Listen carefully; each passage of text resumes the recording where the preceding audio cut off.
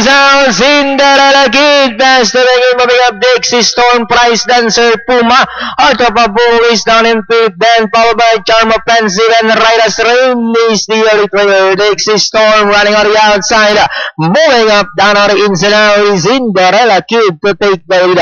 Cinderella Kid, the leader by our line, Dixie Storm in second, Price Dancer in third, Heart of a Bull is racing in fourth, and in fifth, Puma, Charm Offensive and Right as Rain still racing in last. Inside a half mile, that's still Cinderella Kid by Oralinga. Dixie Storm, then here comes Price Dancer. Now trying to get closer in third, Heart of a Bull, Puma, Charm Offensive, and Right as Rain. And still Cinderella Kid by Oralinga. Price Dancer on the outside. Dixie Storm in between horses. Price Dancer, Cinderella Kid is running by the roll. Price Dancer takes the lead, running by the roll. Cinderella Kid.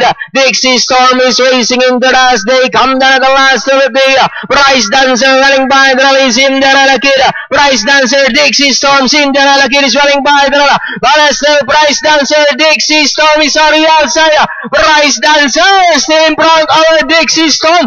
And hitting the finish line is Price Dancer. Dixie Storm, Right as Rain, Cinderella Kid, then comes Charm Offensive, Puma, Heart of a Bull.